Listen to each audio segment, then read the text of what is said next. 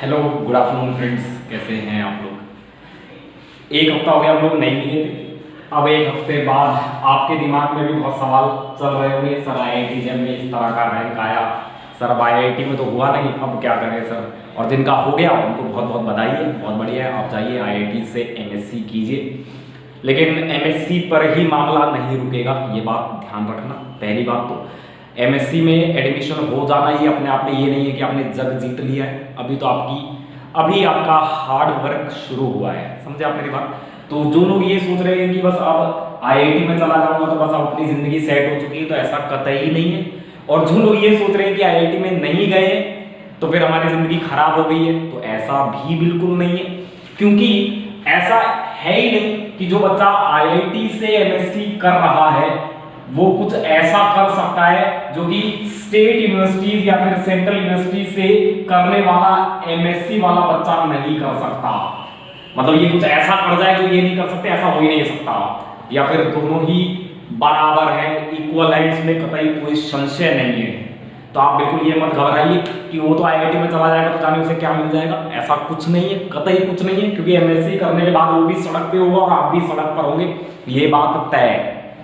समझे आप मेरी बात। बशर्ते कि अगर ये स्टूडेंट रिसर्च में इंटरेस्टेड है, तो रिसर्च फील्ड में इंटरेस्टेड है, तो आईआईटी में थोड़ा ये है कि क्योंकि वो आप जानते हैं बहुत नोबल इंस्टीट्यूट है, पढ़ाई को लेकर तो बहुत ज्यादा सीरियस है।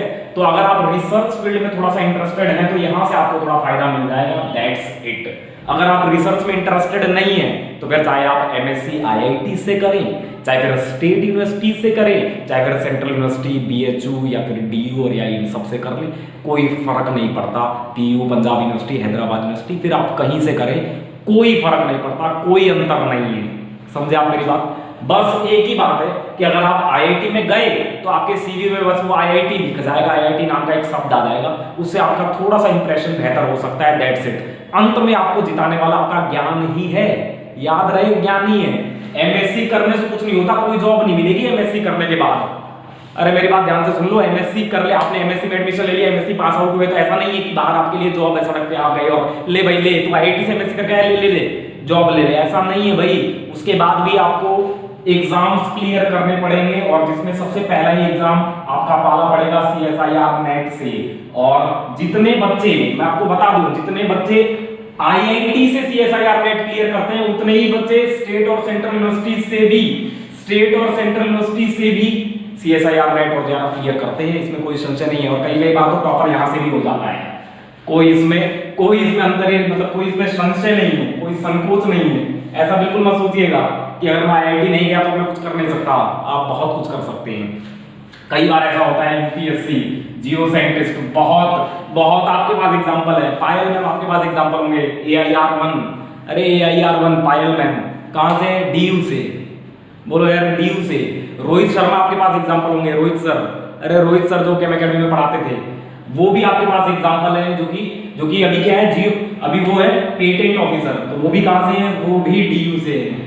सूरज मक्कड़ आपके पास एग्जांपल होगा, सूरज मक्कड़ बीएचयू में फर्स्ट रैंक आया था उस लड़के का, बीएचयू में फर्स्ट रैंक, जबकि उसका जैम में कोई अच्छा रैंक था नहीं, बीएचयू में फर्स्ट रैंक आया, ड्यू में उसने टॉप किया, अभी गेट में है वो, 2017 में उसने गेट दिया और गेट क्लियर किया, डीयू से 6 रैंक आया उसका, अभी बढ़िया आपने ओएनजीसी में बढ़िया नौकरी कर रहा है, मस्त। तो बिल्कुल घबराने की जरूरत नहीं है। उन सबसे मैं मिलवाऊंगा आपको मैं रोहित सर से मिलवाऊंगा, आपको मैं पायल मैम से मिलवाऊंगा, आपको मैं सूरज मक्कड़ से मिलवाऊंगा, कई लोगों के मैं इंटरव्यू भी सेशन लेकर आऊंगा आपको मोटिवेट करने के लिए। तो बिल्कुल घबराने की जरूरत नहीं है। तो ये पेटेंट ऑफिसर है रोहित सर, क्या इनका कोई लेना देना था आईआईटी से, कोई लेना मतलब ही नहीं था, कतई कोई मतलब नहीं था इन लोगों का आईआईटी से। लेकिन ये यूपीएससी में टॉप किया मैडम ने, पायल मैम ने। पेटेंट ऑफिसर है हमारे रोहित सर, और सूरज मक्कड़ आपको बताया। तो ऐसे ढेरों सारे एग्जाम्पल आपको और मिल जाएंगे। तो मेरे जानकारी में, मेरे पास तो कोई 100% जानकारी तो है नहीं, 10-20% मेरे पास जानकारी, उसी में से मैंने आपको गिना दिया। देखिए आप, मैं भी डीयू से हूँ, और गजब की बात तो ये है कि जिनका डीयू क्लियर नहीं हुआ आज तक, वो आपको ज्ञान देने लगे हैं, वो आपको ज्ञान बता रहे हैं कि ऐसे कर ले वैसे कर ले। अरे तू अपना तो क्लियर कर पहले, समझे आप मेरी बात। तो बिल्कुल घबराने की जरूरत नहीं है। जिनका आईआईटी नहीं हुआ उनको कतई घबराने, बिल्कुल भी घबराने की जरूरत नहीं है, बिल्कुल भी निराश होने की जरूरत नहीं है। क्योंकि अगले 2 साल बाद ये दोनों ही एक ही लाइन पर होंगे, एक ही चीज की तैयारी कर रहे होंगे। वो या तो गेट होगा, या फिर सीएसआईआर नेट होगा, या फिर यूपीएससी होगा, जियो साइंटिस्ट वगैरह होगा। यही सब होगा। समझे आप मेरी बात? ऐसा कतई नहीं हो सकता कि इसको ये निकला और इसको नौकरी दे दे, ले तू आईआईटी से आया इसलिए तेरे को नौकरी मिल जाएगी, ऐसा नहीं हो सकता। समझे आप मेरी बात? तो बिल्कुल आपको डीमोटिवेट होने की तो आवश्यकता है ही नहीं। अब मैं अपने सब्जेक्ट की बात करता हूँ। मैं बिल्कुल ऐसे सेशन लेकर आऊंगा, मैं डीयू का सेशन लेकर आऊंगा, पूरा कंप्लीट डीयू का सेशन लेकर आऊंगा, सिंगल हैंडेडली हम खेलेंगे। और डीयू के सेशन में मैं आपको बताऊंगा कि किस तरह के टॉपिक आपको पढ़ने और कितना पढ़ना है टॉपिक में, और मैं पढ़ाऊंगा भी, मैं सवाल भी आपको दूंगा और मैं सवाल करवाऊंगा भी। वो सब हम लाइव सेशन के थ्रू करेंगे। मैं यूट्यूब लाइव आऊंगा और यूट्यूब लाइव पे मैं आपको सवाल भी दूंगा और सवाल करवाऊंगा भी, और मैं आपको बताऊंगा भी कहाँ से कितना पढ़ना है, और सिलेक्शन आपका होगा निश्चित आपका सिलेक्शन होगा। इसमें कतई कोई संशय नहीं है। मेरा डीयू में 10 रैंक था, 10 रैंक AIR 10। और बताओ, मेरे साथ जो डीयू में थे वो अभी ONGC में भी है, बार्क में भी है। बोलो यार, ONGC, बार्क और पेटेंट ऑफिसर भी बन चुके हैं। तो फिर वही बात है, आप मरिए मत आईआईटी के लिए। आप अगर स्टेट यूनिवर्सिटी में भी जा रहे हैं या फिर सेंट्रल यूनिवर्सिटी में भी जा रहे हैं तो आप वहां दिल लगा के मेहनत कीजिए, कहीं ना कहीं आप जरूर सेलेक्ट होंगे, ये तय गारंटेड है ये बात। चलिए अब मैं बात करता हूँ मेरे सब्जेक्ट की, जो कि है सॉल्वेंट थ्योरी। कई दिन हो गए इसको पढ़ाए हुए, आपकी भी कई आशाएं होंगी भी, सर आपने बोल तो दिया, आपने पढ़ाया कि नहीं। ले भाई, शुरू कर रहा हूँ मैं सॉल्वेंट थ्योरी। सॉल्वेंट थ्योरी का तो सबसे पहला लेक्चर है। सबसे पहले लेक्चर में आज हम क्या पढ़ेंगे? सॉल्वेंट के बारे में पढ़ेंगे। सॉल्वेंट क्या होता है, व्हाट इज सॉल्वेंट, और ये कितने तरह के होते हैं, होता क्या है, इसके टाइप कितने, और इसकी प्रॉपर्टीज जो सॉल्वेंट से जुड़ी हुई है, सॉल्वेंट की प्रॉपर्टीज, ये 3 बात आज मैं आपके साथ करूंगा। फिर अगले लेक्चर में ऐसी बातें, और फिर ऐसे ही चलेगा अपना सिलसिला। समझे आप मेरी बात? तो सबसे पहले हम समझते हैं सॉल्वेंट क्या होता है। तो सॉल्वेंट तो आप कई बार आपने 9th क्लास से लेकर आज तक सॉल्वेंट बहुत पढ़ा है, बहुत जाना है, आप इसको खूब जानते हैं। इस टर्म का तो आपने बहुत यूज सीखा है। क्या बोलते हैं आप इसे? आप कहते हैं सॉल्वेंट है जी। सॉल्वेंट होता क्या है?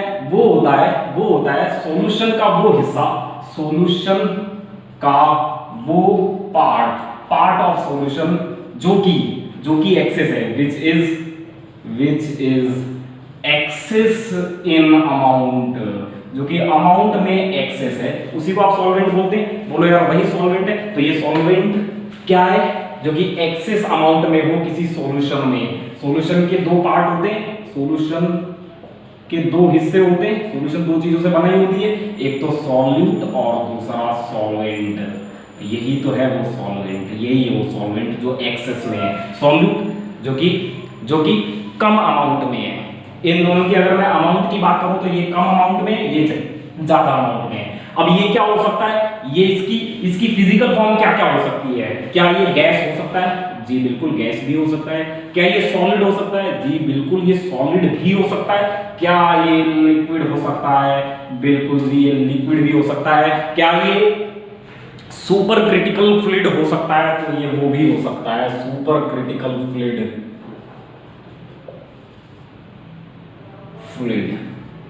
ये सब हो सकता है सॉल्वेंट। जैसे मान लीजिए, आप जानते हैं जो नेचुरल हमारे पास ये जो एयर है, एयर में आप जानते हैं 78% नाइट्रोजन होती है, 78% नाइट्रोजन। तो बताओ, अब मैं अगर बात करूं, मान लीजिए मैंने 1 लीटर गैस ले लिया या फिर एयर ले लिया, तो उस 1 लीटर में 780 ml तो आपके पास क्या हो गए? नाइट्रोजन। बोलो यार, तो फिर इसके अलावा जितने भी हैं वो इससे कम अमाउंट में होंगे। तो आप क्या कह सकते हैं कि एयर जो है, एयर का सॉल्वेंट कौन है? Nitrogen gas. बोलो यार, एयर में सॉल्वेंट कौन है? जो ज्यादा एक्सेस में, और एक्सेस में नाइट्रोजन होती है, तो आप बोल सकते हैं एयर में सॉल्वेंट नाइट्रोजन होती है। बोलो यार, नाइट्रोजन गैस। समझे आप? इस तरह से इन बातों को सीखते, सोचते हैं, समझते। बोलो यार, जो एक्सेस में है वो आपका सॉल्वेंट है, ये तो आप बखूबी जानते हैं, खूब आप इसको मानिए, जानिए। ठीक है, चलते हैं अब आगे चलते हैं। सॉल्वेंट, ये तो आप समझ रहे हैं। सॉल्वेंट में आप हमेशा, जब भी कभी आप सॉल्यूशन की बात करेंगे तो टीचर तुरंत आपके सामने पानी ला के रख देगा, कहेगा वो यूनिवर्सल लिक्विड है, यूनिवर्सल फ्लूइड है, या फिर यूनिवर्सल सॉल्वेंट है, पानी, वाटर। क्या वजह है इसकी क्या वजह है? ये यूनिवर्सल सॉल्वेंट है, इसकी वजह क्या है? क्या है पानी की यूनिवर्सल सॉल्वेंट होने की वजह? तो उसकी अगर मैं बात करूं तो वो बात आपके सामने मैं अभी रखता हूं। देखिए, अगर ये यूनिवर्सल सॉल्वेंट है तो इसकी कुछ खासियत जरूर रही होगी। इसको यूनिवर्सल सॉल्वेंट मतलब हर जगह इसको एज ए हम सॉल्वेंट यूज करते हैं। कोई केमिकल रिएक्शन करवाना हो तो भी हम इसी में डालेंगे वो स्पीसीज जिनके बीच रिएक्शन करवाना है। बोलो यार, और मुझे कुछ प्रॉपर्टीज अगर किसी सॉल्यूट की चेक करनी है, वो आयनिक नेचर का है, वो कोवलेंट नेचर का है, वो मॉलिक्यूलर सॉलिड है, किस तरह का है, तो भी मैं उसे पानी में उतारता हूँ। बोलो यार, अगर मेरे को मोबिलिटीज वगैरह चेक करनी है तो भी मैं पानी में उतारता हूँ। तो ये जो पानी में उतारने का सिलसिला है, पानी में पड़ने का सिलसिला है, ये क्यों है, क्यों बदस्तूर जारी है? ये क्या है पानी में ऐसा जो कि पानी को सबसे बेहतरीन बनाता है, सबसे अलग बनाता है? तो सबसे गजब की बात है इसका इट्स लिक्विड रेंज। इसकी लिक्विड रेंज बहुत ज्यादा है। मतलब ये वाइड रेंज ऑफ टेम्परेचर पर लिक्विड फॉर्म में ही रहता है। वाइड रेंज ऑफ टेम्परेचर में ये लिक्विड फॉर्म में होगा। कहां से? 0 डिग्री सेल्सियस से लेकर 100 डिग्री सेल्सियस तक। मतलब ये जो 100 डिग्री सेल्सियस जो टेम्परेचर डिफरेंस है ना, इस टेम्परेचर रेंज में, एक वाइड टेम्परेचर रेंज में ये अपने लिक्विड फॉर्म में रहता है। It's liquid range is vast. समझे आप मेरी बात? तो वो इसके लिए बहुत फायदे का काम करती है। दूसरा अब इसमें होगा क्या? इसमें आप 10 डिग्री पर भी रिएक्शन को समझ सकते हैं, 20 डिग्री पर भी, 30 पे भी, 40 पे भी, 50 पे भी। तो मतलब सॉल्यूट का नेचर या फिर केमिकल रिएक्शंस को हम डिफरेंट वैरायटी ऑफ टेम्परेचर पर पढ़ सकते हैं पानी में डाल के। समझ रहे हैं आप? पानी में अगर आप रिएक्शन करवा रहे हैं तो उस रिएक्शन को आप कई टेम्परेचर्स पर पढ़ सकते हैं। मजा आएगा आपको। उससे आपको होगा क्या? उससे आपको मिलेगा क्या? उससे आपको टेम्परेचर डिपेंडेंस मिल जाएगी, इक्विलिब्रियम कांस्टेंट की टेम्परेचर डिपेंडेंस मिलेगी, और यहीं से आपको एक्टिवेशन एनर्जी मिलेगी, और यहीं से आपको रेट्स का पता लगेगा, और साथ ही यहीं से आपको थर्मोडायनेमिक्स का भी पता लगेगा। थर्मोडायनेमिक्स डेल जी, डेल एच और डेल एस। तो ये सारी बातें, क्योंकि हम पानी में रिएक्शन को कई टेम्परेचर पर सीख सकते हैं, समझ सकते हैं, पढ़ सकते हैं, इसी वजह से हम उस रिएक्शन का डेल जी, डेल एच बहुत आसानी से पानी में निकाल सकते हैं। पानी में आपके पास पानी एक ऐसा सीजियो केमिकल इन्वायरमेंट प्रोवाइड करता है जिस पर आपके पास वास्ट ऑफ डाटा अवेलेबल है। मतलब पानी में आपके पास जो डाटा है किसी भी रिएक्शन का, किसी भी केमिकल इंटरेक्शन का, वो इतना ज्यादा है, इतना बखूबी आपके पास उपलब्ध है कि आप किसी भी सॉल्यूट की प्रॉपर्टीज को बहुत बेहतर सीख सकते हैं, सोच सकते हैं, समझ सकते हैं, एक्सप्लेन कर सकते हैं। समझ रहे हैं आप मेरी बात? तो एक बात तो ये है इसकी लिक्विड रेंज। दूसरा इसकी ईज ऑफ हैंडलिंग। इसको हैंडल करना बहुत आसान है, ईज ऑफ हैंडलिंग। और तीसरा, मतलब इसको आप जानते हैं पानी तो आप पीते भी हैं, तो इसको हैंडल करना तो बेहद ही आसान है। हाथ पे गिर जाए कोई दिक्कत नहीं है, आंख में चला जाए कोई समस्या नहीं है। बोलो यार, अरे बोलो, ऐसा दूसरे लिक्विड्स के साथ नहीं है। दूसरा लिक्विड अगर आंख में गया तो बर्बादी तय है, अगर हाथ में गिर गया तो जलना, मरना, कटना तय है। समझे आप मेरी बात? और कार्सिनोजेनिक हुआ तो कैंसर भी हो जाएगा। तो पानी के केस में इस तरह की कोई दिक्कतें है नहीं। और तीसरा, इनोसेंस टू हेल्थ। हेल्थ के लिए भी ये बेहद इनोसेंट है। हेल्थ मैंने अभी बोला हैंडल करना बहुत आसान है। अगर आपके एपेरेटस पे गिर भी जाए तो भी कोई समस्या नहीं है, बाहर गिर जाए, अंदर गिर जाए, कोई दिक्कत नहीं है। बोलो यार, जो आपके एपेरेटस है जिस पे आप रिएक्शन करवा रहे हैं, उनमें अगर थोड़ा बाहर गिर जाए, अंदर गिर जाए, हाथ पे गिर जाए, कोई समस्या नहीं होती। अरे प्रैक्टिकल में किया होगा ना 100 बार। अरे बोलो यार, जब सल्फ्यूरिक एसिड डालते हो तो देखते हो कि बस ये ट्यूब के अंदर ही गिरे, बाहर गिर गया तो ऐसी तैसी हो जाएगी, इसीलिए उसको पकड़ते भी हो, उसको पकड़ने वाले जो भी बोलते हैं, स्पैचुला जो भी है, ठीक है, उससे पकड़ते भी उसको। जबकि पानी के केस में ऐसे कुछ नहीं। पानी में तो जब पानी डालना होता था टेस्ट ट्यूब में तो तुरंत कुछ नहीं करते थे, कहते थे ऐसे पकड़ लेते थे टेस्ट ट्यूब को खुद और तुरंत उसमें पानी डाल देते थे। लेकिन जब सल्फ्यूरिक एसिड डालते थे या फिर NaOH डालते थे या फिर कोई कोई कोरोसिव बेस डालते थे तो नहीं करते थे ऐसा। तब कहते थे नहीं भाई पकड़ ले इसको, अरे इसको होल्ड करने वाली वो ले ले, मेरे ध्यान नहीं आ रहा। तीसरा, चौथा, एबिलिटी, इसकी काबिलियत है to dissolve vast majority of organic inorganic compound, organic and inorganic compound. ये बहुत ऑर्गेनिक और इनऑर्गेनिक कंपाउंड्स को डिसॉल्व कर सकता है। वास्ट वैरायटी ऑफ, बहुत लंबी लिस्ट है कंपाउंड्स की जो कि इसमें बहुत आसानी से घुल जाते हैं, डिसॉल्व हो जाते हैं। अब आप कहोगे सर डिसॉल्व कैसे होते हैं, वो सब बताऊंगा, सब एक एक बात खोल के बताऊंगा, एक एक बात, घबराओ मत बिल्कुल। और अंतिम में इसकी जो पांचवी गजब की प्रॉपर्टी है वो है इसकी लो विस्कोसिटी, विस्कोसिटी।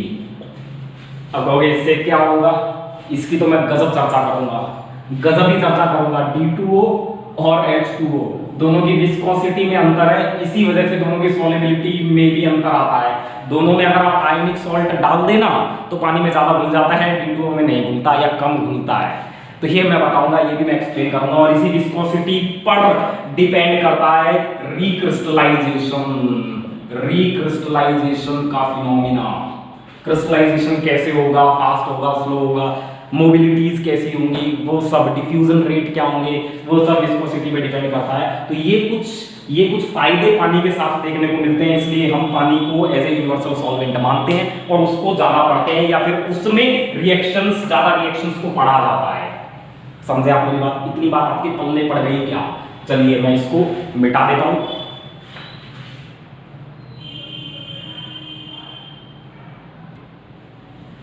चलिए भाई आगे चलते हैं। सॉल्वेंट को क्लासिफाई किया जाता है दो तरीके से।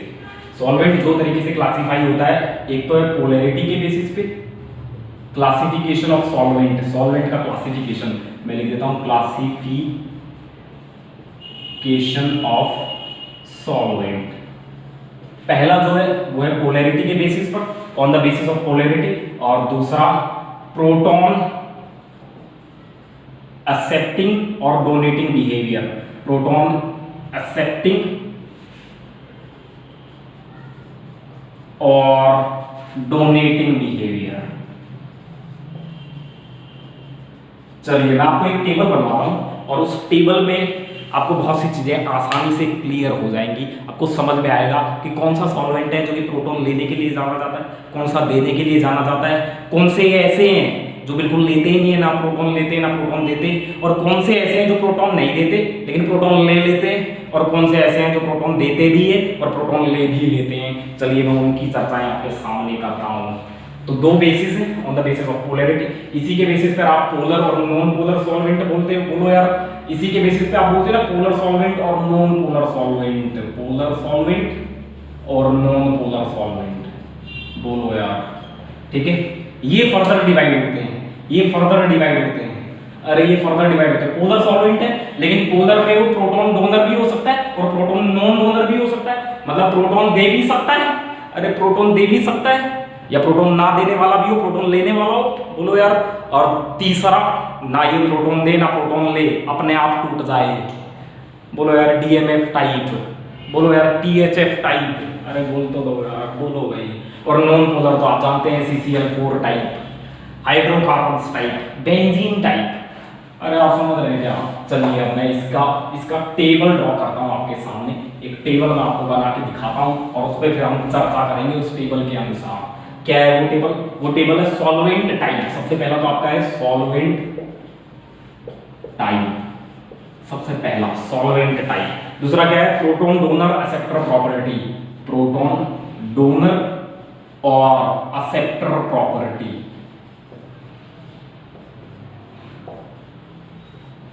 और तीसरा है उसके एग्जाम्पल्स। तो सबसे पहला जो आपके पास है, सबसे पहले की मैं बात करता हूं, ये है प्रोटिक या फिर प्रोटोनिक सॉल्वेंट, प्रोटिक सॉल्वेंट या फिर और प्रोटोनिक सॉल्वेंट। ये कौन है भाई? ये वही होंगे जो प्रोटॉन देंगे, बोलो यार। ये तो वही होते हैं जो प्रोटॉन देते हैं, अरे बोल तो दो यार, ये तो वही है जो प्रोटॉन देते हैं, बोलो यार। इनकी प्रोटॉन डोनेटिंग बिहेवियर है, इनका प्रोटॉन डोनेटिंग बिहेवियर है, प्रोटॉन डोनेटिंग बिहेवियर इनका। दीज आर प्रोटॉन डोनर्स, ये प्रोटॉन डोनर है, कौन होंगे बहुत आसानी से आप जानते हैं, HCl हो जाएगा, H2SO4 हो जाएगा, एसिटिक एसिड हो जाएगा, बोल तो दो यार, अरे बोलो, HBr हो जाएगा, H3PO4 हो जाएगा, अरे बोल तो दो, ये सारा HF हो जाएगा, ये सारा मामला एक्सेट्रा। समझे आप मेरी बात? तो ये क्या है, ये है प्रोटिक सॉल्वेंट। प्रोटिक सॉल्वेंट में पहला आता है प्रोटॉन डोनर्स, जो प्रोटॉन देते हैं, और दूसरा क्या आएगा, दूसरा है प्रोटॉन एक्सेप्टर्स, ये है प्रोटॉन एक्सेप्टर्स दूसरा।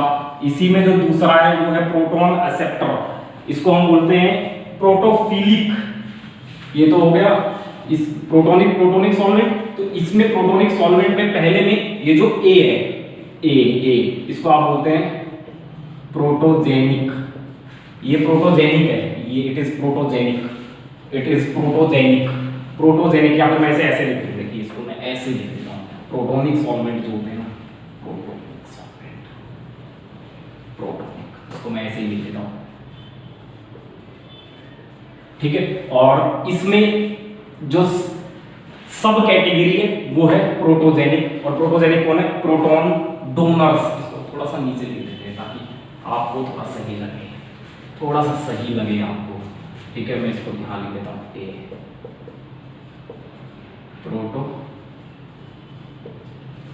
Protogenic solvent. ये एसिडिक नेचर का होता है, ये प्रोटॉन डोनर होते हैं, ठीक है भाई। और इसी में इसका दूसरा भाई आता है, वो है प्रोटोफिलिक सॉल्वेंट। प्रोटोफिलिक लविंग, जो प्रोटॉन को लव करे। बेसिक, बोलो यार, प्रोटॉन एक्सेप्टर। तो इसमें कौन आएंगे, इसमें आ जाएगा अमोनिया टाइप, बोलो यार, अमोनिया टाइप, N2H4 टाइप, ये सब आ जाएंगे इसमें। बोलो यार, एमीन्स आ जाएंगे, एमीन्स, अरे बोल तो दो, एक्सेट्रा, यही आएंगे इसमें। अरे बोल तो दो, ये हो गया, ये आ गया प्रोटिक या प्रोटोनिक सॉल्वेंट्स में। प्रोटोनिक सॉल्वेंट्स में ये दो कैटेगरीज आती हैं जो मैंने आपको समझाई। चलिए अब मैं दूसरी बात करता हूं, ये है प्रोटिक और दूसरा है एप्रोटिक। अब इस एप्रोटिक का क्या खेल है, या फिर आप इसे नॉन प्रोटिक भी बोल सकते हैं। नॉन प्रोटिक सॉल्वेंट, जो कि प्रोटॉन ना ही देता और ना ही प्रोटॉन लेता।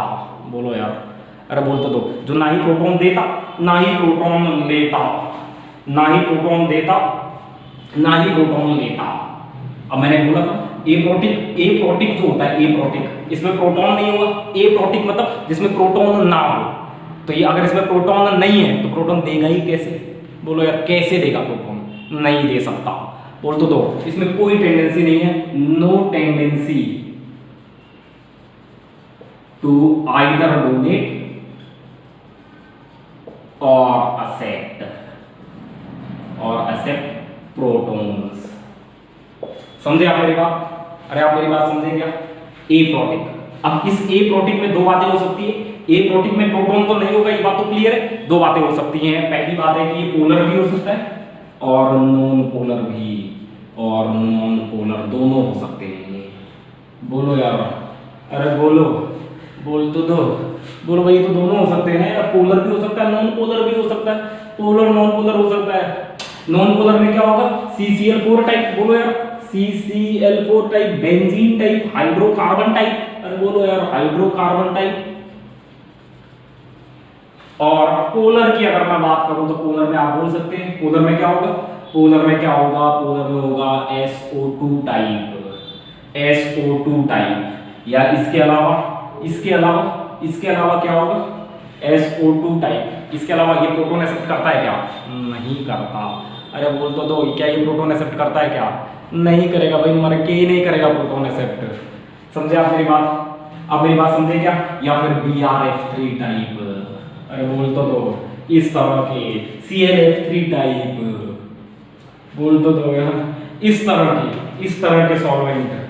समझे आप मेरी बात? इस तरह का सॉल्वेंट, ये सॉल्वेंट पोलर है लेकिन प्रोटॉन एक्सेप्ट नहीं करता, ये नॉन पोलर है, ये ना प्रोटॉन देता ना प्रोटॉन लेता। बोलो यार, तो ये सॉल्वेंट है। ये सॉल्वेंट आप इसे यहां लिख सकते हैं, यहां लिख सकते हैं आप इसे SO2 BrF3, बोलो यार ClF3, बोलो भाई इसके अलावा CCl4 और बेंजीन, हाइड्रोकार्बन, ये सब एक्सेट्रा, ये सब आते हैं इनके कैटेगरीज में। ये हो गया 3 तरह का, और ये हो गया 2 तरह का। और तीसरा जो बेहद इंपॉर्टेंट है वो तो आप खूब जानते हैं, जो कि पानी जिस कैटेगरी में आता है, जिसे आप बोलते हैं एम्फीप्रोटिक सॉल्वेंट। वो क्या होंगे, चलिए मैं इसको मिटा देता हूँ। इसको मिटा के फिर मैं आगे चलता हूँ, इस सीरीज को अपन कंटिन्यू करते।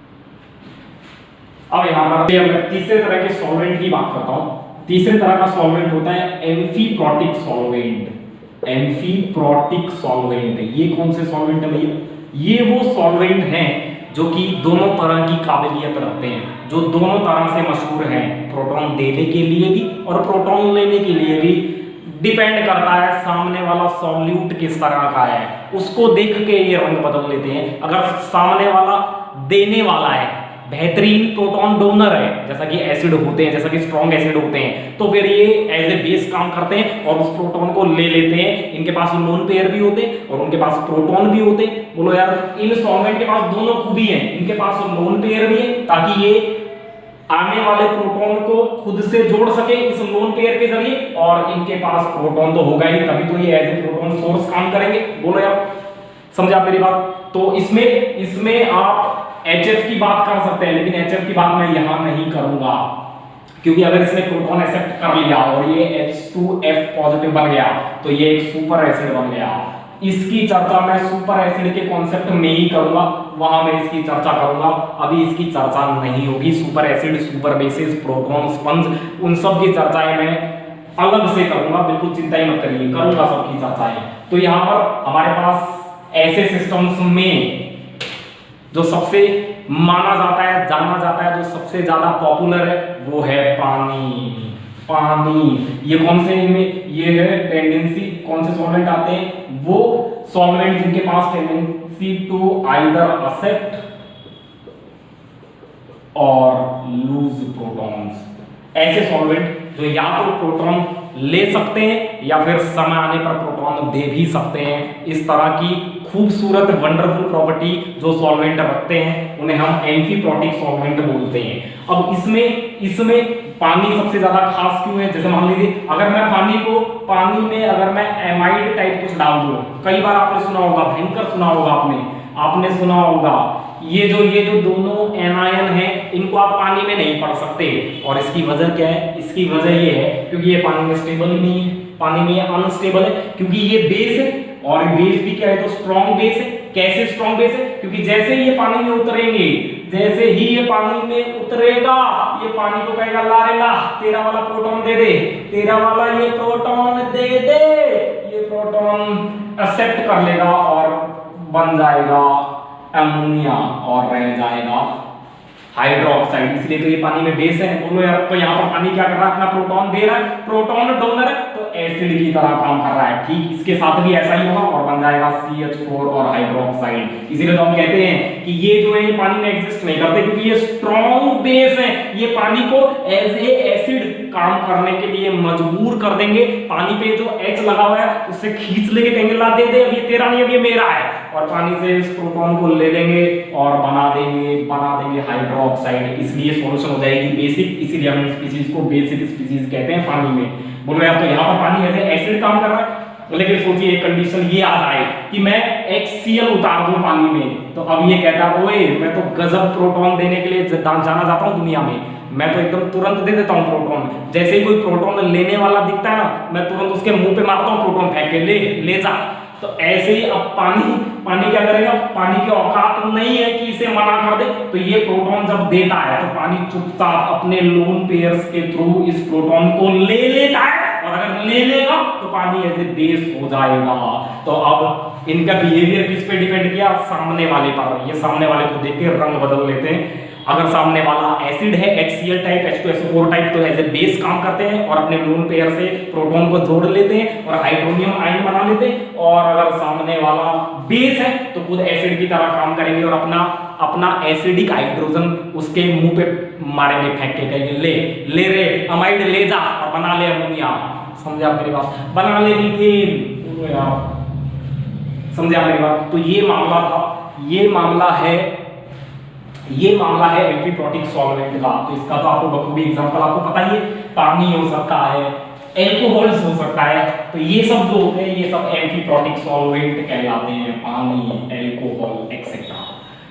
एक तीसरे तरह की बात और रह गई जो मैं आपके सामने कर देता हूं। देखिए अगर मैं आपको कहूं कि बताइए CCl4 या फिर हाइड्रोकार्बन्स जो होते हैं, हाइड्रोकार्बन्स या फिर बेंजीन, ये किस तरह के सॉल्वेंट हैं, तो आप क्या कहेंगे?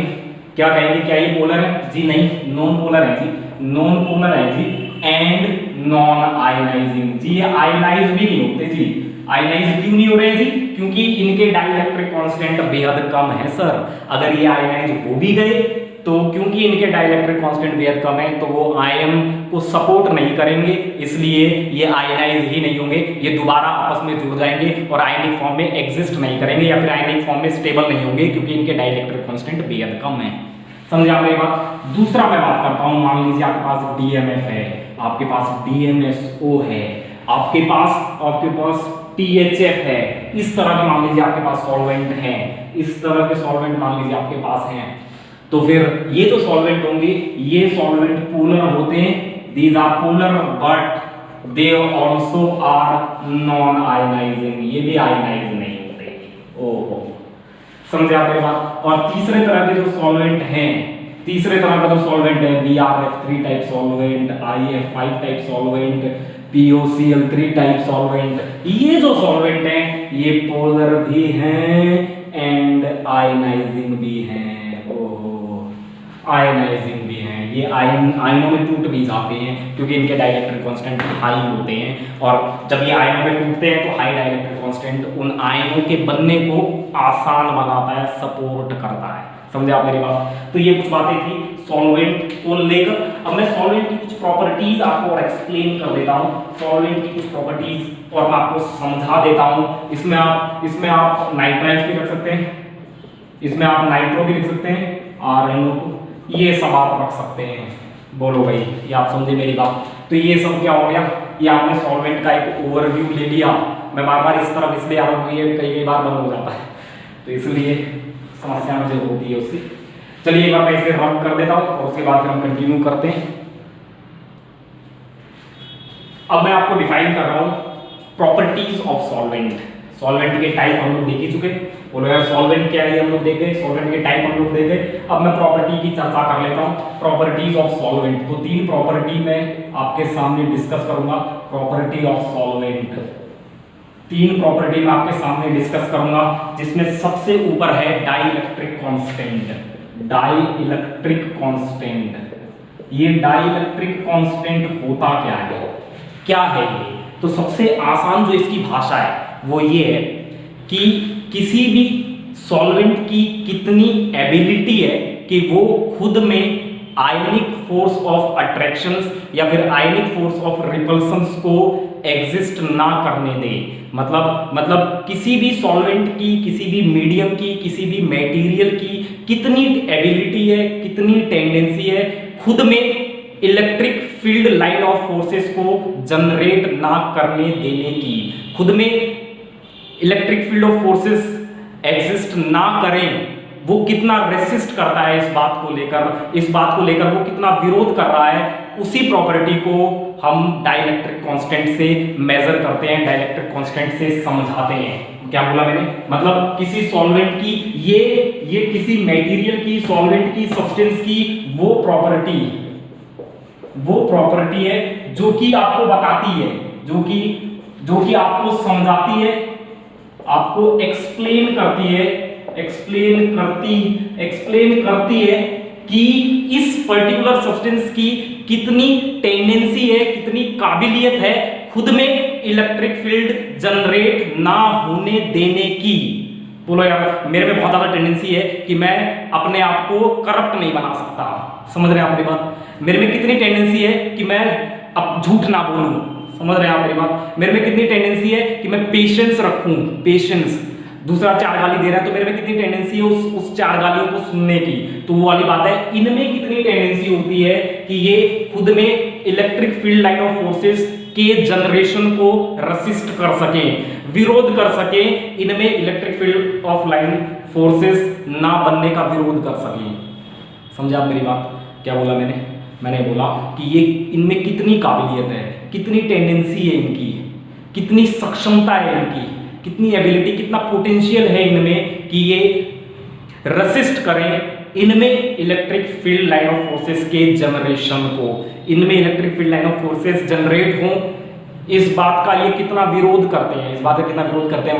मतलब समझिए आप मेरी बात, ये आयन जो आयन बनते हैं ना, आयन बनते हैं, आयनों के बीच फोर्स ऑफ अट्रैक्शन को कम करते हैं। कैसे? क्योंकि ये रेसिस्ट करेंगे, ये विरोध करेंगे, रेसिस्ट करेंगे electric field line of forces को, रेसिस्ट करेंगे, खत्म करेंगे, इन लाइन ऑफ फोर्सेस को ये खा जाएंगे। बोलो यार, जनरेट नहीं होने देंगे। अरे मान लीजिए NaCl है, NaCl, तो आप जानते हैं NaCl में इस तरह से होता है, लेकिन जैसे ही अगर मैं वैक्यूम की बात करूं, मतलब फ्री स्पेस की बात करूं, तो ये electric field line of forces देगा इस तरह से, ये भी देगा। लेकिन अगर इसी की बात मैं पानी में करूं तो पानी में क्या होगा, ये जो फील्ड लाइन ऑफ फोर्सेस है ना, ये जो फील्ड लाइन ऑफ फोर्सेस अभी तो क्या है, ये स्पेस में जा रहे हैं, लेकिन जैसे मैं ये पानी में उतारूंगा तो ये फील्ड लाइन ऑफ फोर्सेस पानी में जाने लगेंगे। लेकिन पानी की कितनी काबिलियत है इन फील्ड लाइन ऑफ फोर्सेस को जनरेट ना होने देने की।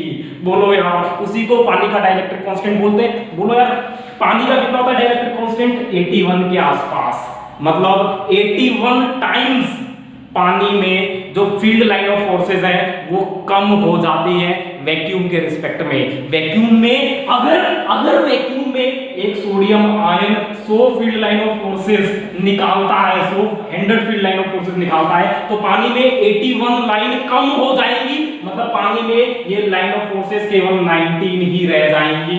और इसी वजह से, क्योंकि फील्ड लाइन ऑफ फोर्सेस पानी में घट गई, क्योंकि पानी की टेंडेंसी है फील्ड लाइन ऑफ फोर्सेस को वो हरगिज जनरेट नहीं होने देगा, तो फील्ड लाइन ऑफ फोर्सेस घट गई और इसी वजह से पानी में सोडियम आयन और क्लोराइड आयन के बीच में अट्रैक्शंस घट जाएंगे। अट्रैक्शन घटेंगे तो ये आपस में दूर दूर चले जाएंगे और डिसोसिएट हो जाएंगे। इसलिए तो कहते हैं पानी में बहुत आसानी से टाइनिक सॉल्यूट डिसॉल्व हो जाते हैं, क्योंकि जो लेटिस एनर्जी इन दोनों को जोड़े रखने का काम कर रही थी, जो कि field line of forces in दोनों को जोड़े रखने का काम कर रही थी, वो फील्ड लाइन ऑफ फोर्सेस पानी में कम हो गई हैं, क्योंकि पानी की काबिलियत है कि वो खुद में field line of forces generate नहीं होने देता, या फिर उनके जनरेट होने का विरोध करता है, उन्हें कम कर देता है। और अगर फील्ड लाइन ऑफ फोर्सेस कम हो जाएंगी तो अट्रैक्शन कम हो जाएंगे, और इसी तरह से लैटिस जो होगा, वो कोलैप्स कर जाएगा। और इसी तरह से जैसे ही आयनों में आएंगे तो फिर पानी अपना दूसरा काम शुरू करेगा, जो कि आयन डाइपोल इंटरेक्शन है, और इससे वो इन आयनों को डिसॉल्व कर ले जाएगा और सॉल्वेट कर देगा, और इनको सॉल्यूशन में तब्दील कर देगा, डिसॉल्व कर देगा। समझे आप मेरी बात? तो ये बात है, ये होता है डाइलेक्ट्रिक कांस्टेंट। अब आपको समझ में आ रहा होगा, जितना ज्यादा डाइलेक्ट्रिक कांस्टेंट उतनी ही ज्यादा उस सॉल्वेंट की, उस मटेरियल की, उस मीडियम की tendency electric field line of forces को खुद में से गुजर के ना होने जाने देने के लिए। समझे आप मेरी बात? मतलब खुद से गुजर के ना जाए, उतना ही विरोध करेंगे। समझे आप मेरी बात? अरे आप मेरी बात समझ रहे हैं क्या बोल रहा हूं मैं? जितना ज्यादा डाइलेक्ट्रिक कांस्टेंट, ये थोड़ी सी बात क्या है ना कि ये शब्दों में पिरो नहीं पा रहा हूं मैं इसे, बात बहुत आसान सी है। कितनी टेंडेंसी है उस मटेरियल की कि वो खुद में से इन फील्ड लाइन ऑफ फोर्सेस को गुजरने ना दे, पास ना होने दे। सिंपल सी बात है। समझे आप मेरी बात? तो शब्दों को थोड़ा पिरोइंग में तो आसान बना लेंगे। ये बात आप मेरी सीखे क्या? जितना ज्यादा डाइलेक्ट्रिक कांस्टेंट उतने ही force of attraction, mutual force of attraction दोनों ही अपोजिट आयंस के बीच में कम हो जाएंगे। और अब क्या होगा? अब ये लैटिस जो है ना, ये लैटिस अरे फ्री स्पेस में सोडियम और क्लोराइड के बीच में ये अट्रैक्शन कमाल का था। क्योंकि ये free space in electric field line of forces को अलाउ कर रही थी खुद में से पास होने के लिए, जनरेट होने के लिए। लेकिन पानी तो इनको जनरेट नहीं होने दे रहा, या फिर इन्हें 19 ही बना दे रहा है, 100 से 19 कर दे रहा है, कम कर दे रहा है। तो फिर इनके बीच में अट्रैक्शन घट जाएंगे और ये तुरंत अब लैटिस एनर्जी कम होगी, अट्रैक्शन इन दोनों के बीच में कम हो गए। तो अगर अट्रैक्शन कम हो गए तो क्या लैटिस स्टेबल रह पाएगा क्या? नहीं। और फिर ये जब कोलैप्स करेंगे तो एक एडिशनल इंटरेक्शन और होगी आयनों के साथ, जिसे आप सॉल्वेशन बोलते हैं, बोलो यार, और वाटर के केस में हाइड्रेशन बोलते हैं, बोलो यार, वो सब भी हम सीखेंगे। तो जैसे जैसे आप डाइलेक्ट्रिक कांस्टेंट बढ़ाते हैं, डाइलेक्ट्रिक कांस्टेंट आप इसे इस तरह से रिप्रेजेंट करते हैं, ये होता है डाइलेक्ट्रिक कांस्टेंट और ये होता है रिलेटिव डाइलेक्ट्रिक कांस्टेंट। जो रिलेटिव डाइलेक्ट्रिक कांस्टेंट है वो होता है डाइलेक्ट्रिक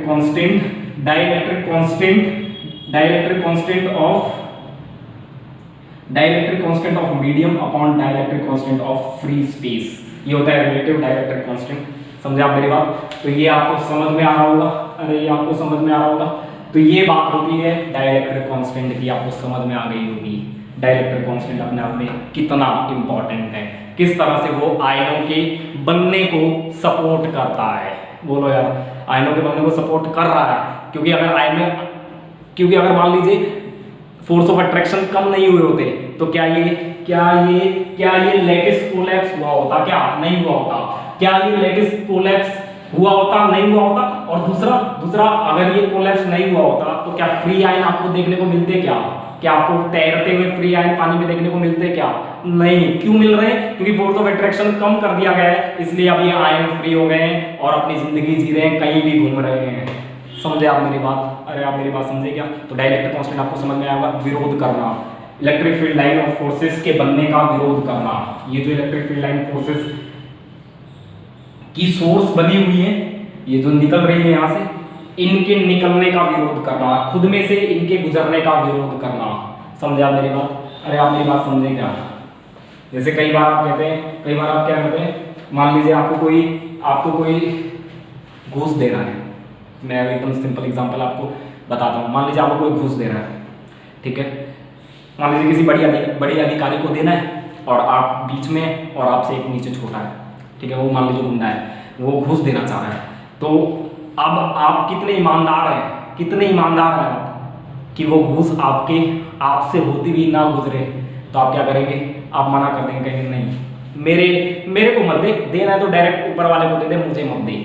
समझे आप मेरी बात? और अगर आप करप्ट हुए तो आपके थ्रू जाएगा ऊपर तक, समझ रहे हैं? तो फिर आपके थ्रू ना जाए तो वो कौन सी टेंडेंसी है कि आपके थ्रू ना जाए? जितनी ज्यादा ऑनेस्टी होगी उतने ही कम चांसेस होंगे कि वो घूस आपके थ्रू जाए। तो वैसे ही जितना ज्यादा डाइलेक्ट्रिक कांस्टेंट होगा उतने ही कम चांसेस होंगे उस मीडियम में लाइन ऑफ फोर्सेस के जनरेशन की, गुजरने की, बनने की, जनरेट होने की। समझे आप मेरी बात? तो ये बातें थी। इसके अलावा अगर मैं बात करूं, ये तो हुआ डाइलेक्ट्रिक कांस्टेंट। तो मैं आपको सिंपल लिख देता हूं, यहाँ पर मैं लिख देता हूं, यहाँ पर मैं सिंपल रिलेट कर देता हूं। सॉलिबिलिटी जो होती है, सॉलिबिलिटी ऑफ आयनिक सॉल्ट, देखिए डाइलेक्ट्रिक कांस्टेंट ऑफ मीडियम जितना ज्यादा होगा सॉलिबिलिटी उतनी ही ज्यादा होगी। और आयनिक सॉल्ट, समझे आप मेरी बात? क्योंकि जितना ज्यादा डाइलेक्ट्रिक कांस्टेंट होगा उतना ही लैटिस एनर्जी कम हो जाएगी इस मटेरियल में। बोलो यार, अरे जितना ज्यादा मटेरियल का डाइलेक्ट्रिक कांस्टेंट होगा उस मटेरियल में लैटिस एनर्जी उतनी कम हो जाएगी, क्योंकि फोर्स ऑफ अट्रैक्शन कम हो जाएंगे। और अगर लैटिस एनर्जी कम हो गई तो फिर ये दूर हो जाएंगे, लैटिस कोलैप्स कर जाएगा। और साथ में एक चीज और भी होगी जो मैंने बोला, आयन डाइपोल इंटरेक्शन, और जो कि इसकी दूसरी प्रॉपर्टी है, सॉल्वेंट की दूसरी प्रॉपर्टी है, और वो है पोलैरिटी।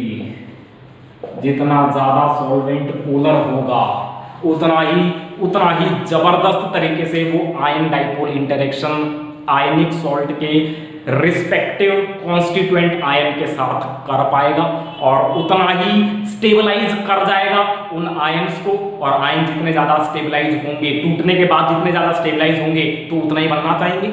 एक बात बताओ, अगर लैटिस कोलैप्स हो गया, कोलैप्स होने के बाद जो फ्री आयन बचे उनके पास क्या चाह रहा है? अगर मान लीजिए उन्हें दिखता है कि मैं कोलैप्स होऊंगा और कोलैप्स होने के बाद मेरे साथ डाइपोल सॉल्वेंट इंटरेक्शन होंगे तो मैं ज्यादा स्टेबल हो जाऊंगा, इसलिए वो क्या करेगा, तुरंत भाग के तुरंत कोलैप्स होना चाहेगा, तुरंत डिसोसिएट होना चाहेगा, तुरंत डिस्ट्रॉय होना चाहेगा।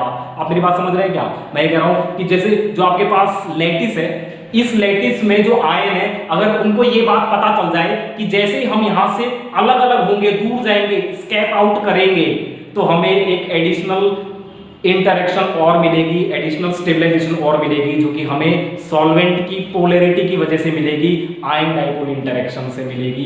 तो वो तुरंत क्या करेगा, तुरंत कोलैप्स हो जाएगा, तुरंत टूटना चाहेगा, कहेगा ठीक है, अरे हटा, भाड़ में गया, ये इकट्ठा रहना भाड़ में गया, लेटेस्ट बनाना गया ऐसी तैसी में। क्योंकि वैसे भी यहाँ पर जो हमारे फील्ड लाइन ऑफ फोर्सेस कम हो चुके हैं, अट्रैक्शन तो वैसे भी हमारे बीच कम हो चुकी है, प्यार तो हमारे बीच अब रहा ही नहीं, और अब मैं दूर जा रहा हूँ तो मुझे सॉल्वेंट का प्यार तो मिलेगा ही। तो वो तुरंत ये जो सॉल्वेंट का प्यार है ना, ये इसे डिराइव करता है कि अरे टूट जा बस, ऐसी की तैसी टूट। समझे आप मेरी बात? तो सॉल्वेंट पोलैरिटी ये है दूसरी प्रॉपर्टी सॉल्वेंट की। अब सॉल्वेंट जितना ज्यादा पोलर होगा, सॉल्वेंट पोलैरिटी आप जानते हैं, पोलैरिटी आप जानते हैं, इलेक्ट्रोनेगेटिविटी डिफरेंस की वजह से पोल्स जनरेट हो जाते हैं। बोलो यार, इलेक्ट्रोनेगेटिविटी डिफरेंस की वजह से पोल्स जनरेट हो जाते हैं।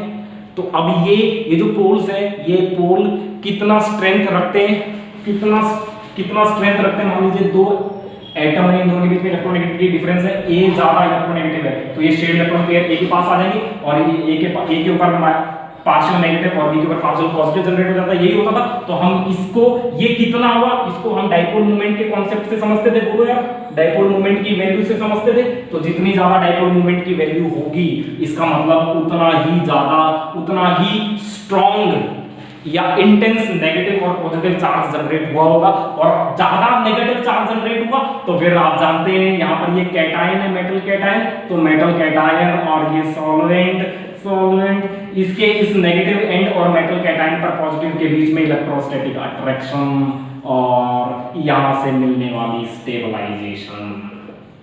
बोलो यार, अरे बोल तो जैसे जैसे आप सॉल्वेंट की पोलैरिटी बनाएंगे तो ये इस पोल की इंटेंसिटी बढ़ेगी और ये अट्रैक्शन बढ़ेगी, मतलब स्टेबिलिटीज बढ़ेंगी। बोलो यार, अट्रैक्शन बढ़ेगी, एनर्जीज कम होंगी, स्टेबिलिटीज बढ़ेगी। अरे बोल तो दो, बोलो भाई। तो पानी के केस में ऐसा ही होता है, पानी के केस में ऐसा ही होता है, ऐसा ही तो होता है पानी के केस में। ऐसा तो आप करते हैं, जैसे जैसे आप सॉल्वेंट की पोलैरिटी बढ़ाते हैं, सॉल्युबिलिटीज बढ़ती है। जैसे solubility of ionic salt dielectric constant के डायरेक्टली प्रोपोर्शनल है। मीडियम का डाइइलेक्ट्रिक कांस्टेंट जितना ज्यादा होगा, सॉल्युबिलिटी उतनी ज्यादा होगी। बोलो यार, एक बात। और दूसरी बात, पोलैरिटी ऑफ सॉल्वेंट जितनी ज्यादा होगी, सॉल्युबिलिटी भी उतनी ज्यादा होगी। सॉल्युबिलिटी ऑफ आयनिक सॉल्ट उतनी ही ज्यादा। बोलो यार, ये भी बात आपको समझ में आ रही होगी, क्योंकि इंटरेक्शन बढ़ जाएंगे। वो बात आपको समझ में आई गई थी, क्योंकि interaction opposite attraction, attractive forces कम हो गए थे, तो अब आयन एक दूसरे से दूर जाने लगेंगे और दूसरा उन्हें फायदा हो जाएगा आयन डाइपोल इंटरेक्शन का। बोलो यार, अरे बोल तो दो। बोलो भाई, लैटिस एनर्जी कम हो जाएगी। अरे लैटिस एनर्जी कम हो जाएगी यहाँ से, क्योंकि फोर्स ऑफ अट्रैक्शन कम हो गए, कोलैप्स होना आसान हो जाएगा। और कोलैप्स होना आसान हो जाएगा तो ये बहुत आसानी से टूट जाएंगे, बिखर जाएंगे। जैसे कहते हैं ना, एक दिल के टुकड़े हजार हो गए, तो वैसे इनके टुकड़े आधार हो जाएंगे। समझे आप मेरी बात? तो ये आपको समझ में आया। और पोलैरिटी के साथ साथ दो तीन बातें और भी हैं सॉल्युबिलिटी में जब डिस्कस करूंगा तो मैं आपको और बातें इसमें और भी एक्सप्लेन करूंगा। केवल पोलैरिटी सॉल्युबिलिटी को नहीं चलाती, और भी बहुत कुछ बातें हैं, जैसे हाइड्रोजन बॉन्डिंग इंटरेक्शन। जैसे यहाँ तो क्या है, NaCl की बात करूं पानी में, तो ये बहुत ज्यादा सॉल्युबल है। ये किस वजह से? Ion dipole interaction. ये आयन है, ये डाइपोल है, तो आयन डाइपोल इंटरेक्शन की वजह से। लेकिन हो सकता है कि ये जो अल्कोहल है, ये भी पानी में बहुत ज्यादा सॉल्युबल है। इसकी वजह क्या है? इसकी वजह है हाइड्रोजन बॉन्डिंग। और तीसरा और बेहद खतरनाक, जो कि आप कहते हैं कि जो सॉफ्ट कैटायन होते हैं ना,